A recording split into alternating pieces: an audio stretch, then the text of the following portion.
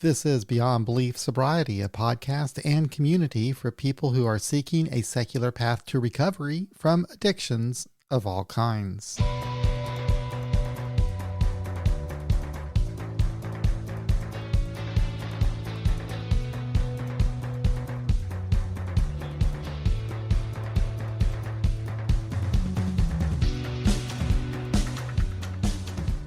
Hello, and thank you for taking some time to listen to this episode. I hope it's a good experience and that it helps you build a little extra recovery capital.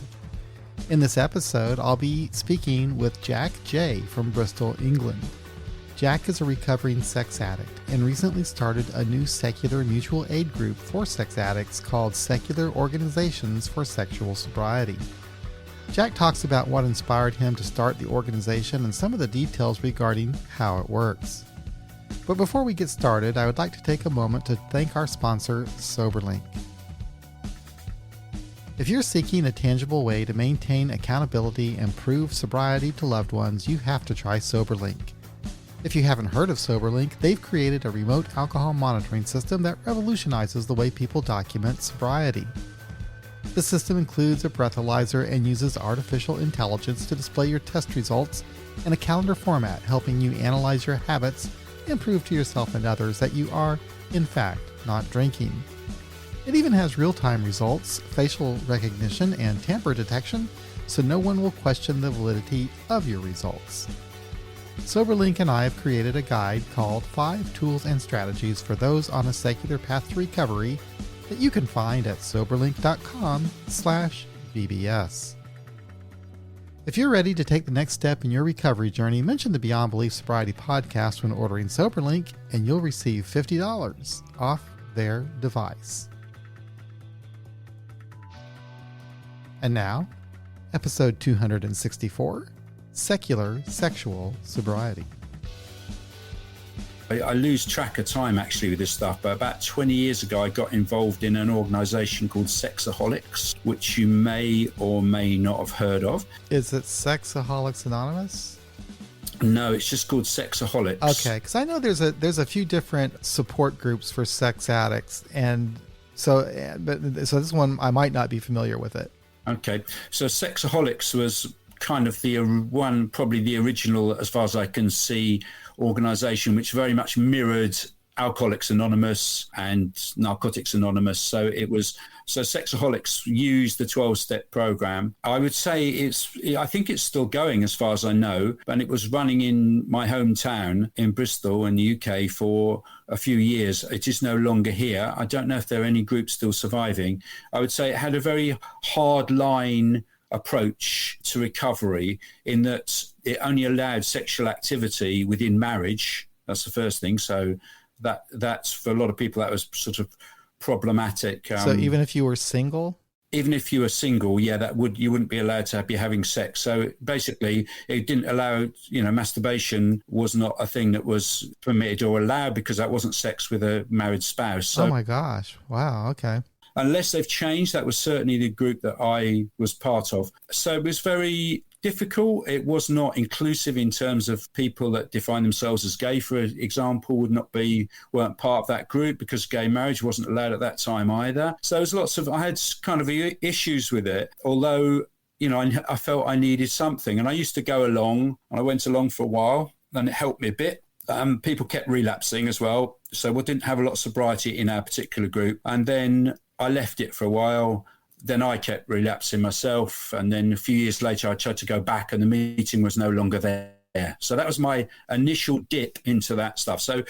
But it gave me an insight into 12-step fellowships and the 12-step approach. Were you already an atheist when you went in there, or do you even identify as an atheist now? I do. I definitely identify as an atheist. And I would have done then, I think, if you'd have asked me. Okay. Did the 12 steps present a problem for you when you were first exposed to them? Yes, they did. But I kind of tried to ignore it and brush it under the carpet, if you like, and just they say, take the best and leave the rest. They used, it's a classic saying, I think, or take what works for you. So I tried that. So I left that anyway. I was in the wilderness, if you like, for a while. Then I joined an organization called Sex Addicts Anonymous. Okay, SAA. I think yeah, that one I've heard of. Okay, so what's that based on?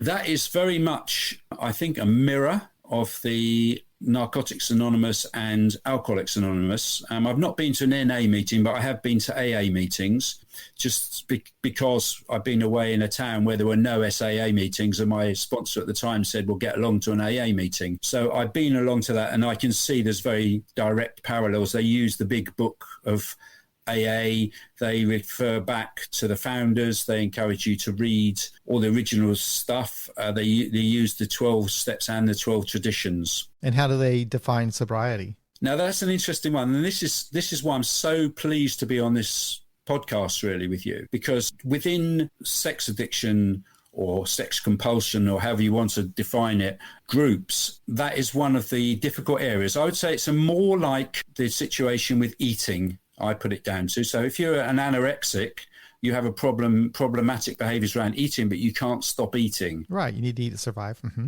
You need it to eat to survive, and it's one of our natural instincts.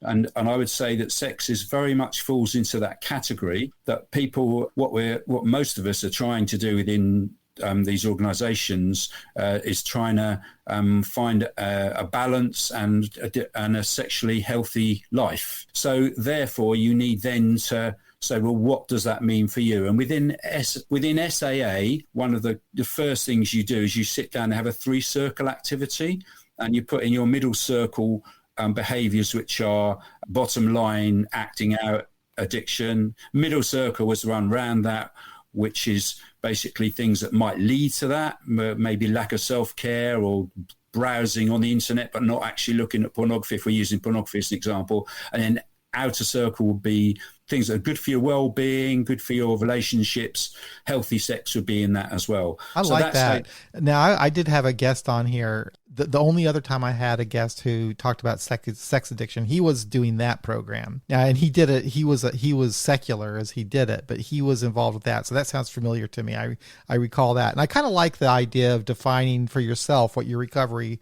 is going to look like. I think that's pretty important. Yes, I think it's really important, and that is where I think people that are drug addicted, and even to the extent alcoholics, and I do mix with a lot of people with those issues. I go to SMART meetings at the moment sometimes in Bristol, but they don't quite get that really, because for them it's a yes or a no. You're either taking Coke or you're not taking Coke. And I know for myself with alcohol, I've made that decision. Actually, I stopped drinking about 5 years ago. I made the decision. I haven't drunk alcohol since. And it's like it's a yes or no situation. And I can live without that. It's not a problem. So, but living without sex, particularly, I'm a married man, it would not be good. It would probably destroy my relationship, actually. So that's one thing. The other thing is that there's a whole gamut of behaviors around it as well. But as I guess you could say to an extent there is with drink and drugs, but some people have got issues with compulsive use of prostitutes. Some people are hooked on porn. Some people might be voyeurs. Some people might be, looking through people's, I don't know, all sorts of things that you see about. And that whole gamut of behaviours is contained within those meetings, some of which I personally find, I don't approve of, if you like, or find quite difficult to deal with. But that's those people's behaviours, and I'm not there to judge them. They're trying to stop doing it, and so that for them would be within their inner circle, but it might not be in mine, for example. Right. That makes sense. Okay, so that's what happened. So I joined SAA. I was involved in it. I can't remember how many years, quite a few years, maybe 6 years or something like that. I went through the 12 steps with a sponsor. I had quite a sizable chunk of sobriety at one point, and then I relapsed, and then my sponsor sacked me. So I was actually leading a group at the time, so I was chairing the group. I lost that position. I was put back to making tea. I was basically, it felt a bit shaming, really, to be honest. And I was basically, had to then try and find another sponsor who'd accept me. And then I did that, and then I was put back on step one and had to go through it all again. And then the same thing kind of happened, really. And I think the second time, I think I had 2 sponsors altogether. Yeah, they were really good and really supportive. But I found that whole punitive thing was too much to bear. And I always struggled with the higher power thing. And I was basically told by my last sponsor, the problem is with you, Jack, is that you can't accept the concept of the higher power. And until you do that, you're never going to get recovery. And I thought, well, this is an issue because, you're probably right, actually, because it's so embedded in the whole structure of the thing that me using the group as a higher power, which is what I was trying to do, they say that's okay as a start, but it's not enough. So there we go. So I finished. So I basically left that. I do go to the occasional SAA meetings because there isn't anything else.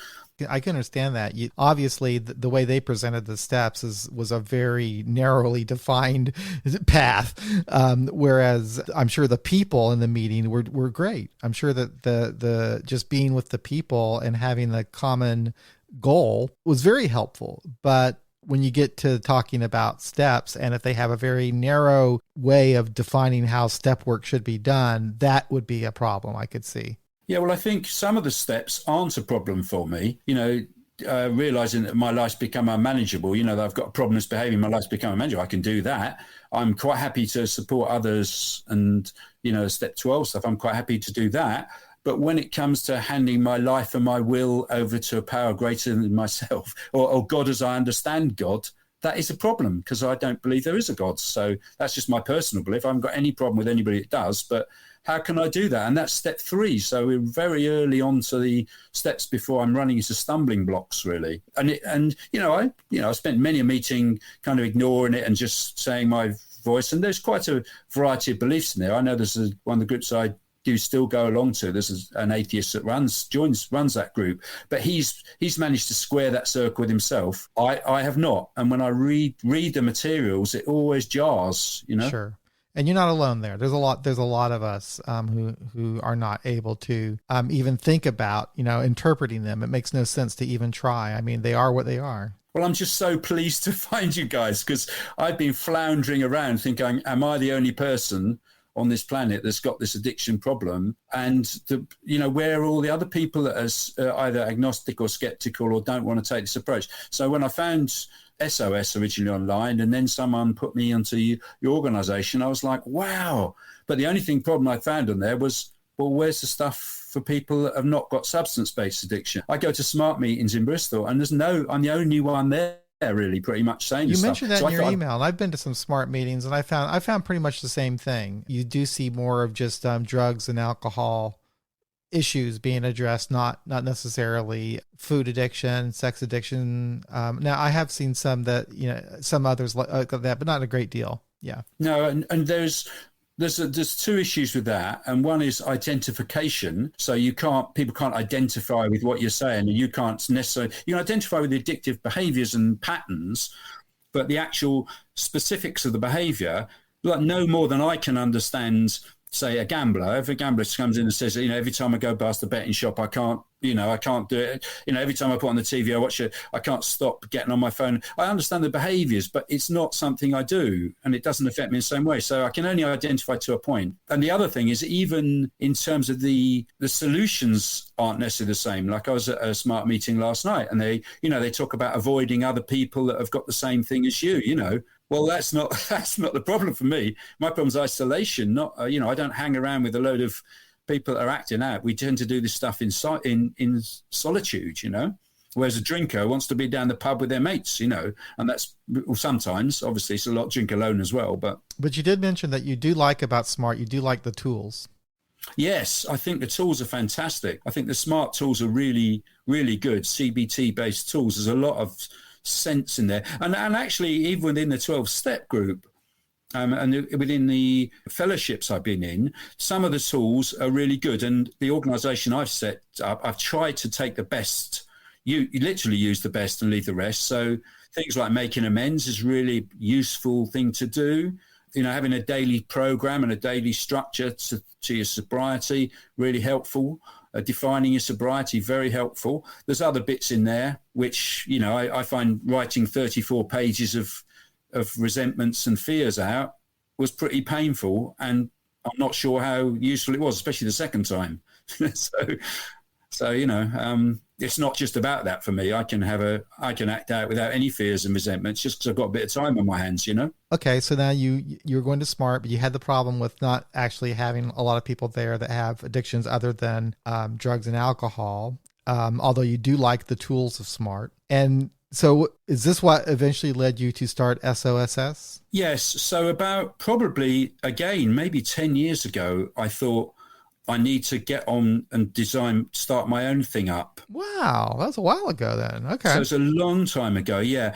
But I didn't know so much about it in those times. I hadn't come across SMART or any of those other things. I just knew I needed something different. So that was a long time ago. But I never kind of had enough sobriety to do it, and I thought I can't justify doing this because every time I was doing it, I'd get distracted by my own behaviours. But the idea was you had the idea. My head, yeah. I'm also, I would say, although I've not been clinically diagnosed as this, I've got ADHD. So as an adult, and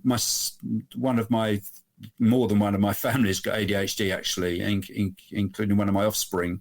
So and through that process, I realised I've got ADHD. So I'm really poor. I was actually discussing with my wife today. I'm a terrible finisher. I'm not a complete finisher. I'm great at big ideas, getting things started, not finishing them. And this was yet another one of those ideas I started and didn't finish. But this winter, I just thought, do you know what?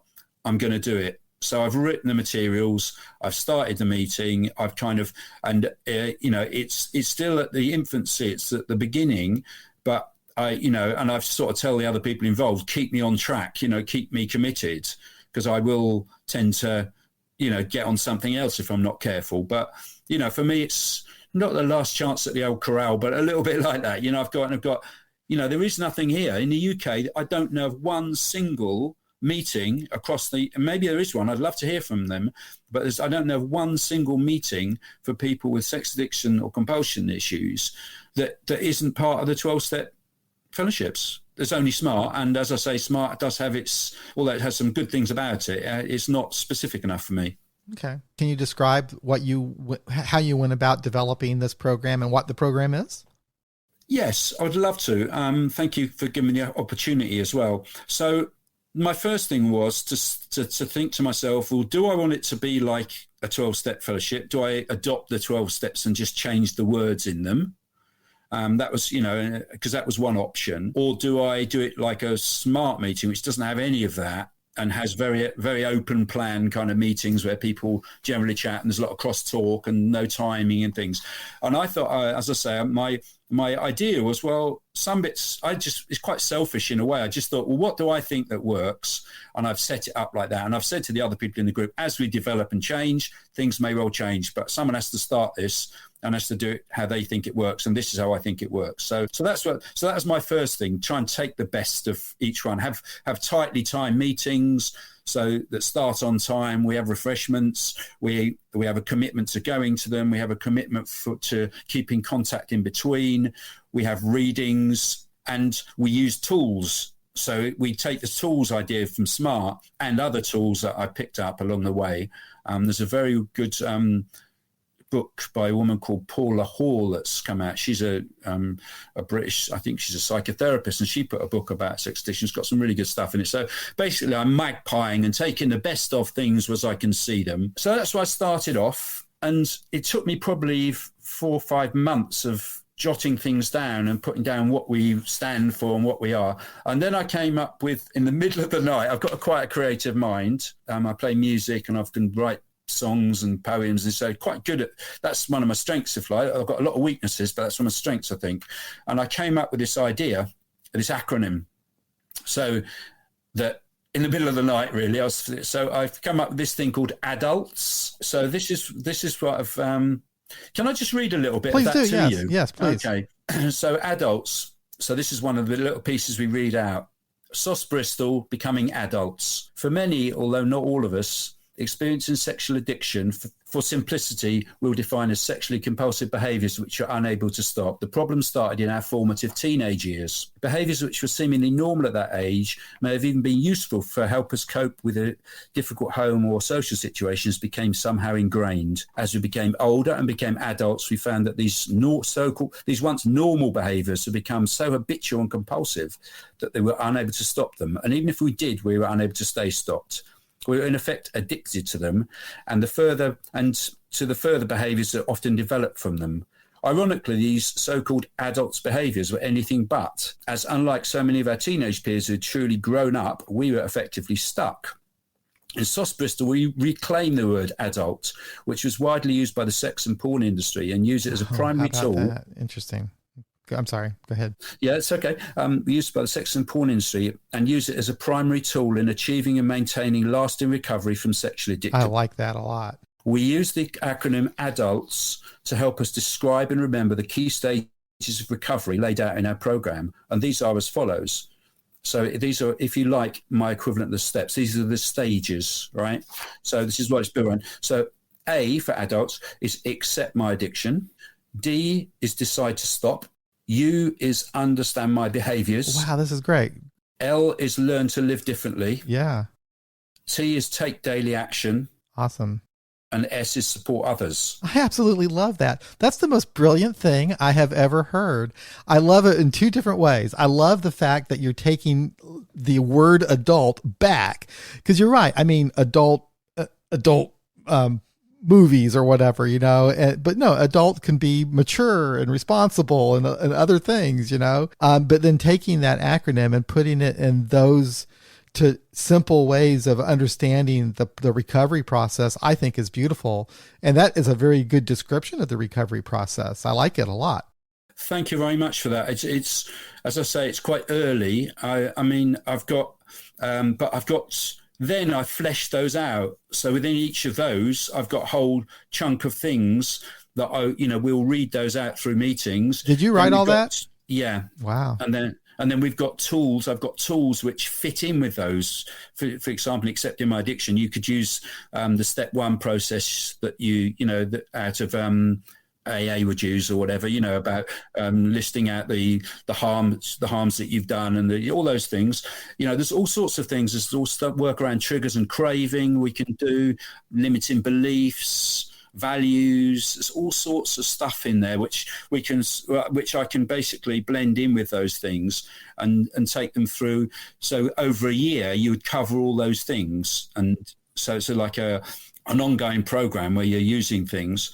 But that was with the penny drop moment. I thought, that's it, I've got it. So then we use it. So that's my thing. Please don't steal it, anyone. It's not copyrighted. Yeah, Copyright it. Yeah. Well, I just thought the other week I need to write a book. Yeah, I was going to ask you if you had. I haven't, but all these organizations have a book. Like you have the big book in SA, in AA, you have SAA, you have the green book. They've got a book, and in some ways, having and even Smart have a handbook. So I think I need to have something physical that you could say this is the book. So that's and I've got most of it actually. I've written. There's pages and pages of stuff here. I basically got that, and all I need to do is then get the meeting rolling and start and getting testimonies from people and things like that, and talk personal stories. And I've got a book that can structure it. So that's so there we go.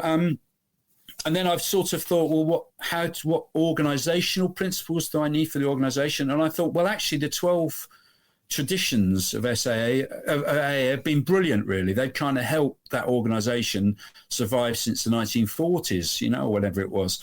So I thought I will borrow those too. So I basically borrowed those, and I had to look at what SOSS, who is Sexual Sobriety organization, use, and I've sort of blended them again, and I haven't changed them too much. It's just basically I've taken but there's no I think within AA or certainly the SAA, you always deferred your decision to some higher power, and the group conscience and all that. And I've sort of dropped all that. So I've said, that won't happen. But I've taken the best, again, I've got 12 traditions. The thing about remaining poor, things about, having, the first one of those is all those who sincerely seek recovery from their own compulsive sexual behaviours are welcome at SOSS Bristol. So that's kind of the equivalent of the AA one. So I've borrowed that. So that'll help keep the structure in place, I think. My idea obviously is it's not hinged on me. I want to be able to walk out the door and it continue, and it grow. That's my vision. Right. Yeah. You're just starting it. And you said from the beginning that you like the idea that, hey, if you find something better that you want to add or, change, that go for it. That's right. And it's, so that's kind of that's kind of how, you asked how it came about. So that's how I've structured and I am structuring the meetings. It sounds like a good structure. So so about the meetings, what are the meetings like, or have you had a meeting yet? We've had a little bit of a faltering start because it's one of the main things. So it's one of those chicken and egg situations, John. It's like, I've got to, I guess I'm the chicken and I've laid a little egg, but sometimes it's getting the other eggs in there or getting the other chickens in there, because it's a matter of, without doing a big promotion campaign, it's like, how do you actually get this stuff started? Because we've also got quite a lot of SAA meetings running in Bristol. So the first port of call, someone goes, they go to the mental health clinic, or they go to the doctors and say, I've got problem sex addiction. They'll look it up, they'll find those, they'll send them to them. And I would say they're also, some of them more than others, are quite protective as well. So I know my sponsor, if I would have got, when I was active in SAA, if I'd have had a sponsor, he would have disapproved of me getting involved in this. He would have he'd have said, that's not a good idea. It's going to confuse you. It's not, you're spiritual enough, whatever. And he would have discouraged me. So you have to be quite brave to be in both and quite confident. And then newcomers coming on is, how do you get them? So that's my position at the moment. I've got a room. We've had a few meetings. We had 3 meetings, and then a couple of guys that I'm doing it with are away at the moment. So I've had to stall it this month, and we're starting again at the start of May. Obviously, one of the things is we have to pay for a room. So I need to have enough people to pay £20 a week for a room. I don't want to have it in my house, partly because of the nature of the meeting as well.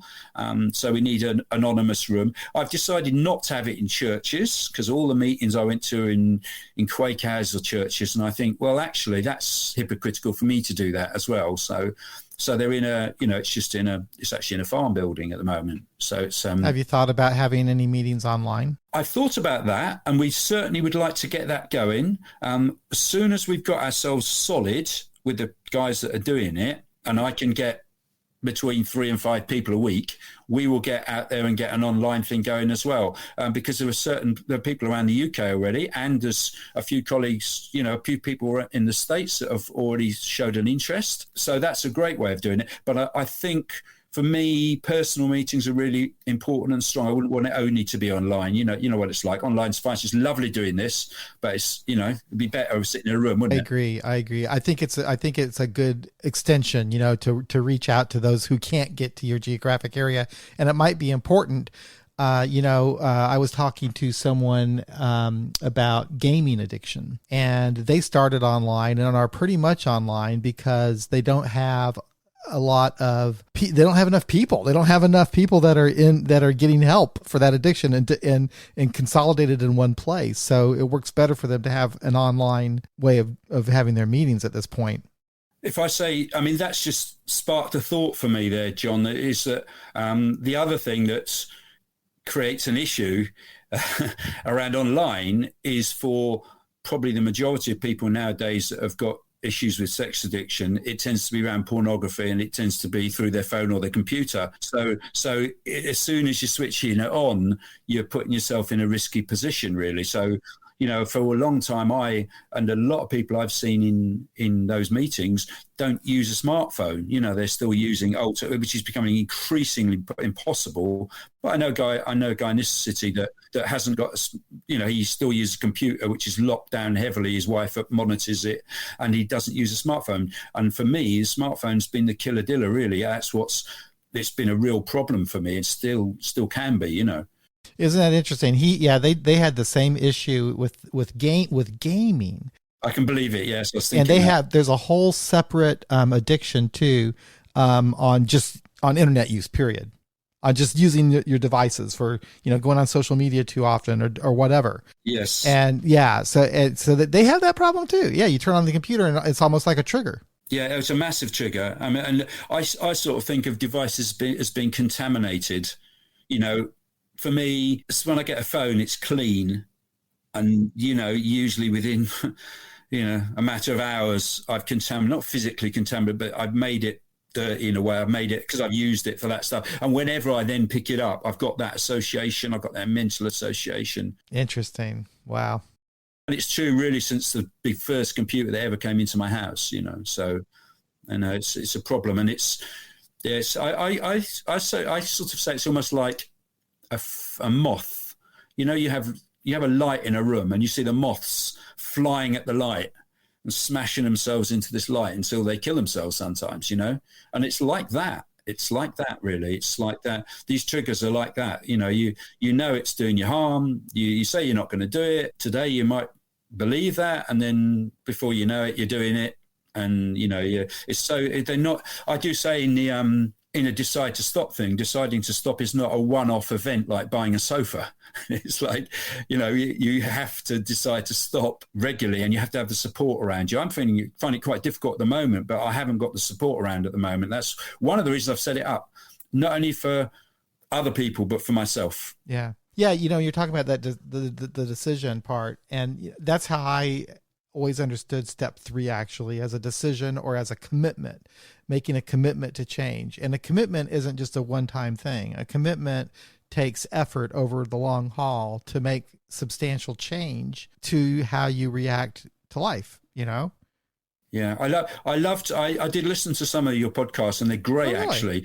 I listened to the one for the person in SAA, so that was really interesting. Did you? Okay. Yeah, and I also listened to the guy. He's one of your regular contributors, and it really impacted on me, actually. Just the other week, I heard him, and he was saying, as an atheist, we have a great advantage over John people of religion. Okay. Yeah, it was great. And he was saying, that bit where he said, because we're not waiting for a higher power to do it. We've got the power to do it ourselves. And that's a massive advantage. That's the good side. The bad side is you've got to make that decision. You've got to get off your ass, or whatever he said, and get on with it and get to a meeting, whatever. And I thought, it was really true. That sort of, it's not a soft and easy route, not having a higher power. In a way, but you're right. It's tougher. Yeah, but the God stuff is really kind of funny. I'm glad I don't even mess with talking to people about the God or no God stuff anymore. But what's so funny is I'm a hard atheist. There is no God. I'm absolutely sure of it. So all these people who think they're getting sober through God really aren't. They're just doing what we do. They're just calling it God. They're doing the same thing that we're doing. Well, that's the thing. So if we strip that out, the reality is, we have. I guess what I'm saying, and I guess I'm wondering if you've come to the same conclusion, if what's keeping you sober is going to meeting up with people, making a daily commitment stuff, reading about it, accepting you've got a problem, and seeing all those triggers and doing it, we have to do that as well. Yeah, exactly. But at the moment, there's, I guess, right back to the beginning of the discussion, at the moment, there's nothing to support me with that. Okay. So I'm out there trying to do it by myself. Yes, and the support is very important. Yeah, that's where I'm coming from. If I can build as much support within my organisation that I'm trying to set up now as there is in SAI, I'll be chuffed to bits, without the punitive and without the shaming side, which sometimes does come in it, I think. Because, it's not that I don't find that useful. I mean, even in terms of I'm intending on having a mentoring set up, so not calling them sponsors but having them as mentors, so people are in the organization that have done the stuff, got experience, can help you through it, but you're not personally accountable to them for your sobriety. You're accountable to yourself for your sobriety. Yes, that's important. It's different. That's important. So if you relapse, you're letting yourself down. That's what you're letting down. I mean, obviously someone's trying to help you, they might be a bit disappointed, but at the end of the day, it's not, they don't sack you because you've had a relapse, which I've seen so many times, so I'm sure I'll make loads of mistakes. I've said to people, there'll be bits about it you don't like. That's absolutely natural. There'll be personal differences and all that stuff. We're human beings, and fallible, and boy, I'm really fallible, when it comes to this stuff particularly. But at least I'm just trying. I'm trying to do something. It's great what you're doing. I would love to follow you as you go through this, and I hope that this thing takes off, because I really like the idea, and it sounds like you've got a lot of good material already written. I think the step of getting a book together or a PDF file or something that you can copyright and put on Amazon, put on a website or something. I think that would be really useful. But yeah, I love what you're doing, and just find, and I think people will find you. There's a need right now. There has been a need for a long time, but there's a need for secular approaches to recovery. There truly, truly is. The 12-step model has just absolutely took over the recovery world for a long time, and making everybody think that higher powers were the most important thing to getting sober. And that's the biggest part of the recovery community, or 12-step. And that's how they think. But there's a growing number of people who are secular, and they're having problems with drugs, alcohol, sex, gambling, other behaviors, and they're being introduced to 12 steps and being told they need a higher power, and it's not working for them. So I think that what you're offering is important. So I agree with that, John. And I equate it to, I was thinking about that. I can't think of any other field where you've only got one approach. I can't, it's like, I used to do martial arts, right? You had jiu-jitsu, you had karate, you had kung fu, you had about how many different sorts of karate. And everybody had their own slight take on it, and it was all different. And we accepted that, I used to do jiu-jitsu, or jiu-jitsu was, I didn't sort of say that's the only way of doing a martial art. And it's kind of, for some people, Aikido might suit better because it's a more gentle art or whatever. So it's, but what other sort of fields can you think of? I can't think of any where there's only one way of doing it, particularly in a therapeutic approach where you're trying to solve people's problems. It's amazing that it's sort of come about like this.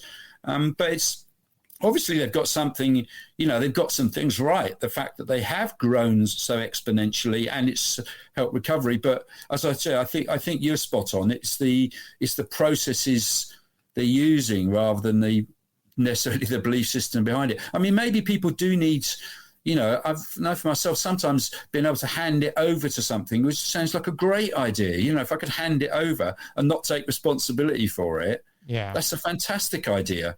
But my scientific rational brain said, well, that's nonsense, you know? And I don't even think, that's what they're doing. I think that what they're doing is they're not focusing on it. They're not dwelling on the problem, and they're thinking more of a solution. Now they might say and think and believe that they've turned it over to God, but they're not, because there is not. Now I'm just talking this way to you and my audience. I would never speak this way to a believer. So if I'm talking to someone and they truly believe that they have to turn things over to God to get sober, I'm like, do it, go for it. I support you 100% in that. Okay. So I can speak whatever language. I don't want to come across like I'm putting people down, but I'm just speaking from my own perspective. I'm just certain there is no God, and that these people who think that God is keeping them sober, well, there isn't a God, so that's not happening.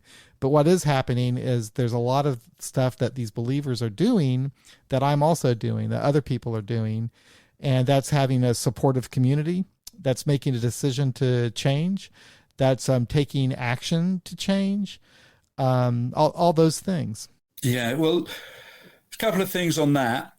One is that I saw someone nearly killed in an accident quite recently, a few months ago, and they ended up in this awful situation, which I won't describe too much because it might help identify me as well. But I've basically witnessed a really horrible accident, which they've survived actually, and they're having operations now. But it turned out I twigged that they were religious. In my disguise, I'd only just got to know them, but I twigged from something they'd said that I thought she was saying praying to Jehovah.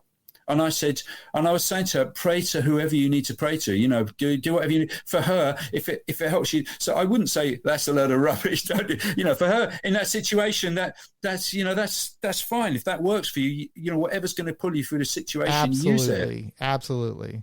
It's it's an interesting one. I can't remember what the other thing you said was.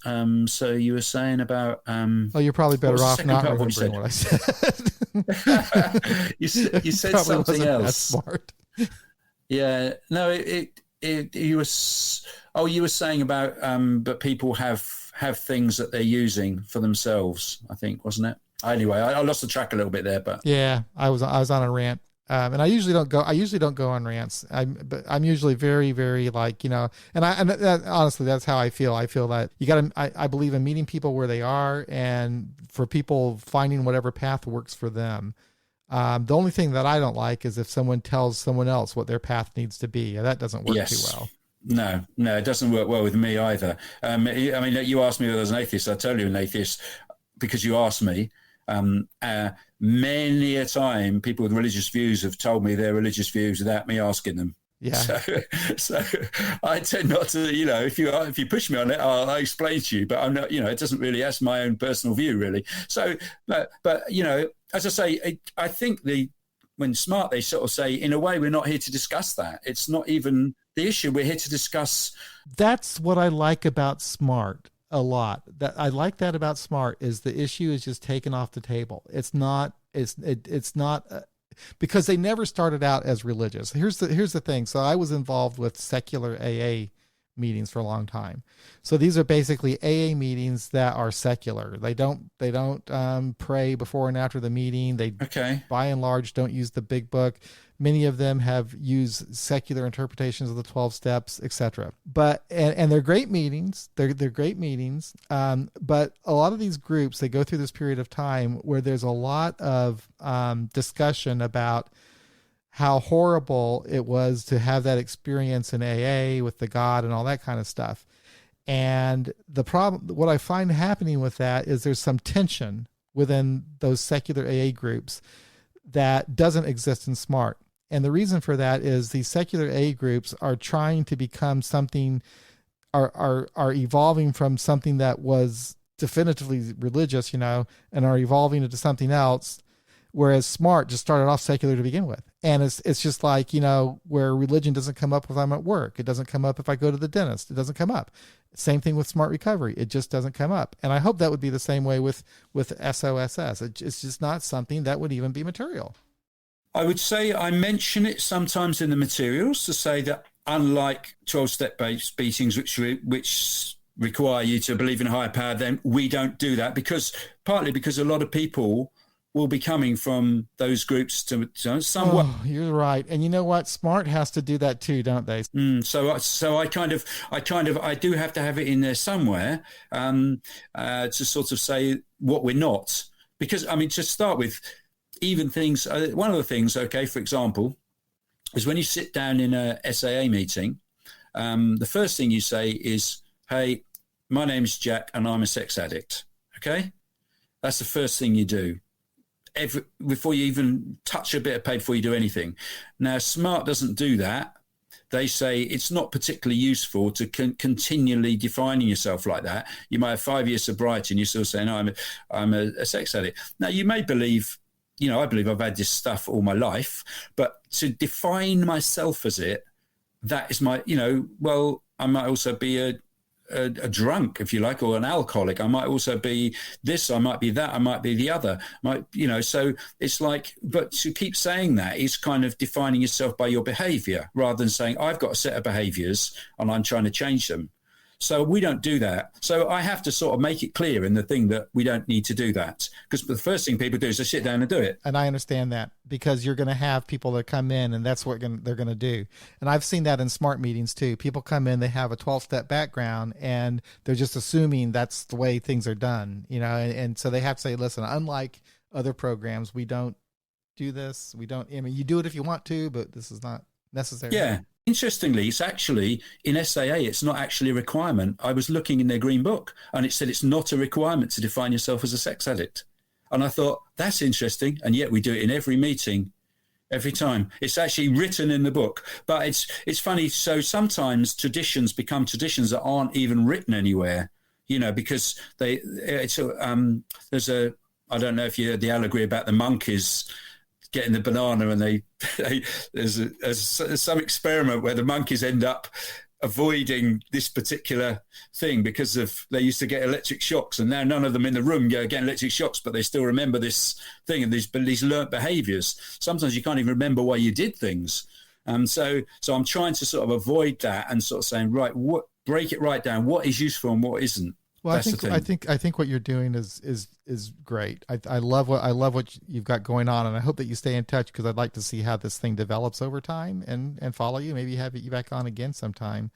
I would love to do that, and if there's any way, sorry to be sound needy, but if there's any way that you can assist in, ideas around that, because it sounds like you're sort of further along the path of stuff than I am in that way, and you had some very good ideas there with my potential around books and things. I'm very behind the curve, really. I don't know about that. I think that you are doing great with what you've got going on. I think that what will happen, though, is putting the podcast out, people will find you. There will be some people who reach out and find you. There's already somebody I know, a listener, who I mentioned that I was going to be doing this topic, and he was really excited about it because he happens to have this issue, and there just aren't a lot of secular options for him. So he's very interested in this episode. That's fantastic. It is the other thing is there's a massive load of secrecy around this and a load of stigma. So I could go out and say I've got a problem with coke addiction, and people would say, oh, that's really bad. I've had it. If I go out and say I've got a problem with sex addiction, people will run a mile. So that's why I have to be very careful around my anonymity and stuff. It's so loaded. And you've basically got, these people like Epstein and people like that. And, people associate sex addiction with that. And it's, I'm not saying he didn't have those issues, but that is not what it's about. It's about millions and millions of people sat there on their smartphones, really, mainly, or seeing sex workers or having relationships outside their marriage and not being able to stop. That's really, for most people, that's what it is. And that's probably in my street. There's probably people, there'll be other people in my street with the same issue, but I won't ever know. So tell me, do you have any final thoughts before we sign off? My final thoughts are I'd just like to, thank you for allowing me to come on here in such an early stage of this and being express myself. I do hope if anybody is listening in, if they contact through you can, I guess I can put it's an anonymous email address. They can contact me through that. And, I'd just say to anybody out there that's got sexually compulsive behaviors and just think I'm going crazy with this stuff, but finding that, the 12-step approach, either they don't want to go there or they've gone there and it doesn't fit them. There is an alternative, and we can build this. This is the beginning, I think, not the end. Absolutely. So thank you, Jack. I really appreciate you coming on and giving me this opportunity to speak with you and to learn about SOSS. I really enjoy what you're doing there and hope to hear from you again in the future. Thank you. Hopefully we'll speak again sometime soon.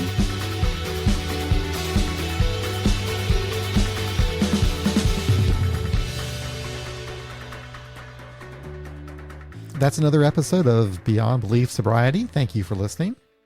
If you would like to support our podcast with recurring monthly contributions, head on over to patreon.com/beyondbeliefsobriety or become a member of our YouTube channel. If you'd like to make a one-time contribution, then visit our website, beyondbeliefsobriety.com, and click on the donate button. I do appreciate your support. Thanks again for listening. We'll be back again real soon with another episode of Beyond Belief Sobriety.